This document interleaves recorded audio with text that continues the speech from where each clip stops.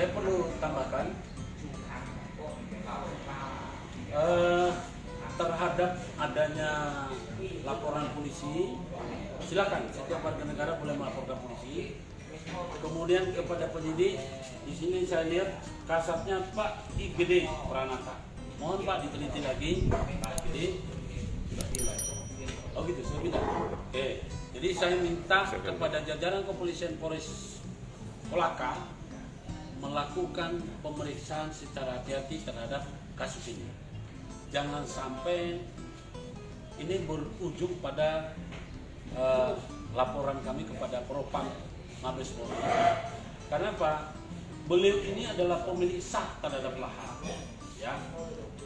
Jadi ketika dia meminta, kemudian sedikit agak memaksa, itu wajar, karena haknya dia. Kita punya barang nggak dikasih, udah syukur cuma sekedar apa? Kalau saya tak gebukin, Pak, bener Pak, ya ini udah bagus sih Bapak ini cuma berkata-kata. Jadi kalau karena itu lantas dianggap itu ancaman, itu kecuali tidak ada alasan.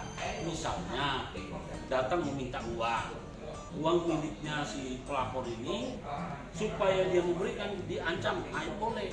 Tapi kalau meminta ini sertifikat atas nama hak Madin Mori. Ketika Madin Mori punya sertifikat, minta tolong kembalikan dari gas. Kalau diancam itu wajar. Jadi pidana itu bukan berdiri sendiri. Ada namanya modus, ada namanya motif. Ini motifnya motif apa? Apakah motifnya untuk menguasai barang orang lain lalu diancam? Itu bisa. Ini motifnya untuk meminta barang milik sendiri. Ini ingat, harkat, martabat, kehormatan itu dijamin oleh Undang-Undang Dasar pasal 28 CHI. Tidak seorang pun ada yang bisa melanggar itu. Dan Bapak ini melakukan sesuai dengan perintah undang-undang. Tolong jangan mengarang hukum. Dan anehnya ini para penegak hukum masih bekerja seperti zaman dulu. Jangan menggunakan kekuasaan. Jangan menggunakan pendekatan kewenangan. Karena kewenangan Anda ada batasnya. Kami sudah genggam itu batasnya kewenangan aparatur negara. Ingat, Perkap mengatur, KUHAP mengatur, undang-undang lain mengatur. Jangan saya nanya. Anda bisa-bisa nanti berhadapan seperti yang kami pernah laporkan. 2 minggu yang lalu saya melaporkan Kapolres di Mabes Polri. Ya, kami nggak takut. Dan ingat, kami adalah simbol perlawanan. Kami tidak ada kata-kata mundur atau menyerah. Ingat, kepada masyarakat Kolaka, umumnya profesi swasta, tolong disebarluaskan video ini supaya semua masyarakat tahu saya Guntur Alareng, pengacara Guntur Alareng, Ketua Proteksi Perlindungan Hukum, Firma Hukum Mahkamah Kebenaran, sebagai aktivis, selaku aktivis, penggiat hukum pejuang kebenaran, tidak akan pernah memberikan uang sedikit pun untuk adanya kokam. Dan Bapak ini harus ada yang tambahkan? Bola? Dan memang kalau memang ada ancaman atau apa, dengan bentuk fisik aja kita lihat mana mungkin seorang bapak yang berusia hampir 70 dan sampai sekarang pun yang melapor itu masih sehat, tidak kurang satu apapun, tidak satu apapun, masuk unsur pengancaman. Kalau pihak kepolisian membuktikan adanya unsur-unsur pelaporannya itu, karena bapak ini juga merasa terlalu habis waktu, biaya, tenaga, energi semuanya. Jadi tolong diperhatikan unsur-unsur dalam melakukan suatu penyelidikan atau penyidikan. Dan kami tim kuasa hukum dari Pak Guntur Alareng, Mbak, Ibu Tuti Rahayu memang siap untuk membackup kebenaran dan keadilan di Kolaka. Terima kasih. Oke. Ada pesan lagi Pak? Belum disampaikan cukup? Cukup. Oke. Sebagai selaku aktivis penggiat pejuang kebenaran, tolong juga putra beliau ini dibebaskan dari apa yang namanya ancaman atau intimidasi. Karena anak siapapun itu harus terpanggil.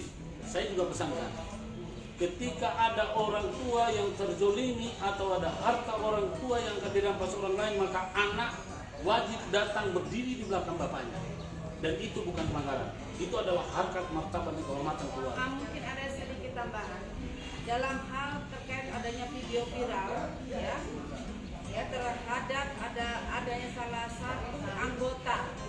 Ya. Ingat, ini jangan dipelintir ya. Jadi beliau datang bukan mengatasnamakan seorang TNI, tetapi sebagai anak memperjuangkan hak orang tuanya.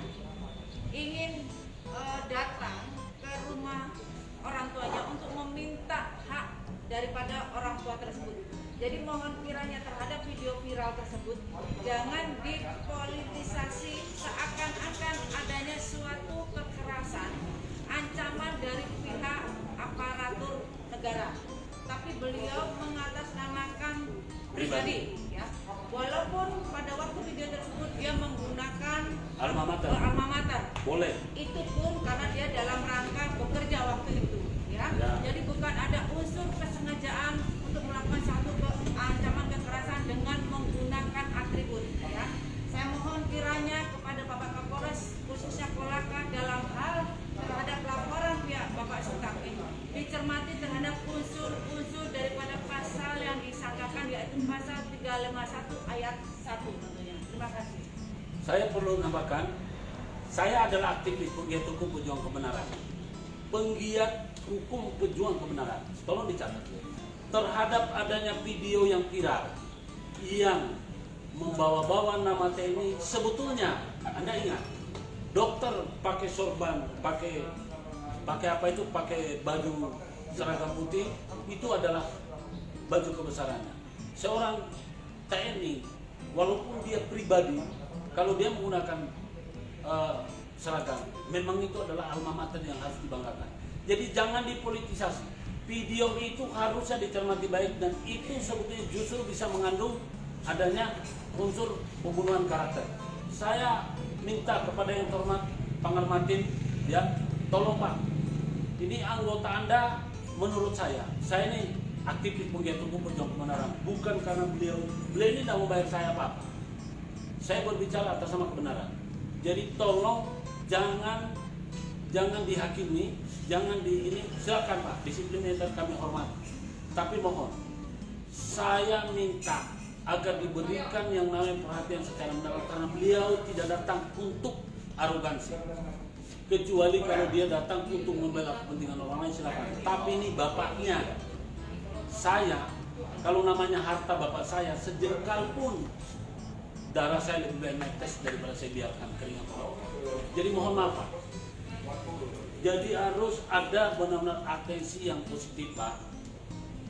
Yang namanya anggota yang hadir di situ, memang dia adalah anggota, tidak bisa dipungkiri. Dia menggunakan alma mater karena dia punya kebesaran, kebanggaan. Saya pakai toga Pak, pakai toga advokat di BPN, dari kebesaran saya. Yang nggak boleh itu saya mikul kayu pakai toga, nggak boleh Pak. Tapi kalau saya dalam pekerjaan boleh. Kemudian ini yang namanya apa, bukan saya bela, bukan, tapi saya bicara fakta. Tolong diingat, bapak-bapak akan membutuhkan bantuan saya sebagai mahkamah kebenaran, karena saya penggiat berjuang kebenaran. Jadi jangan sampai hari ini Anda protes saya, tapi besok-besok Anda membutuhkan saya. Di Indonesia cuma ada satu, kantor proteksi perlindungan hukum, mahkamah kebenaran cuma ada satu, tidak ada lain. Ya, oke. Sampai di sini dulu perjuangan kita. Kita ketemu lain kesempatan. Wabillahi taufiq wal hidayah. Wassalamualaikum warahmatullahi wabarakatuh. Salam kebenaran, equality before the law. Ketemu besok. Terima kasih.